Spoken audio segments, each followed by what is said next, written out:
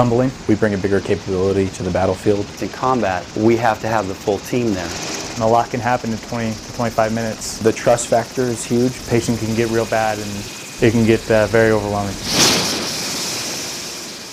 One of the rules here in theaters is called the golden hour. We have 1 hour to get a patient from the time that they incurred their injury to a major hospital, to a surgeon. So we have to fulfill that, and a large amount of that time is the transportation. So we're able to make up time by going in the air fast. Just the 2 medics in the back are fulfilling the jobs of almost 8 people in the hospital. That golden hour takes into account that from the time of injury to surgery, it should ideally be less than an hour, and that's kind of the standard that's used in theater. A couple things are really specific to aviation. So the fact that we're taking them up to altitude means that they're automatically going to be a little hypoxic, and so their oxygen levels in the blood's not going to be as high as they are on the ground. The patient's already injured, so that's one of the things that we can always count on being there. That's the factor we have to overcome. Another thing is the hypothermia. Even if it's 100 degrees outside and we're sweating, the patients themselves are usually stripped naked, and due to the blood loss are already susceptible to hypothermia. I've never had the satisfaction in my career that I've gotten from help to save a life. We can pull somebody off the battlefield.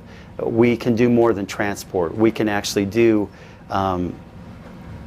procedures to the patient that are literally life-saving for them. This has given me more deeper satisfaction because I know for sure there are people that go home to their wives and their little girls and their families as a result of what this group and what DUSTOFF does in general. It's an unstable environment. It's not controlled whatsoever. If it's cold outside, it's going to be cold in the helicopter. If it's hot outside, it's going to be hot in the helicopter. Now you put 3 patients in the back from a MCI, and you're having to lay on top of patients or kneel in between their legs, or straddle them just to do work. All that questioning, all that, can I get someone else's help, or I don't feel comfortable doing this, that's out the window. Even though there's a language barrier, and sometimes our patients are unresponsive, so you can't even talk to them, we still try and best communicate either what we're going to do, or try to reassure them that we are there for them.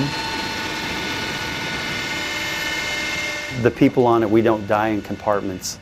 We're either all going to make it or we're all probably not going to make it.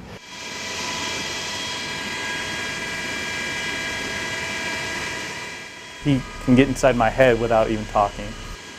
I know if he's off doing something, it's important for the patient. He knows the same for myself.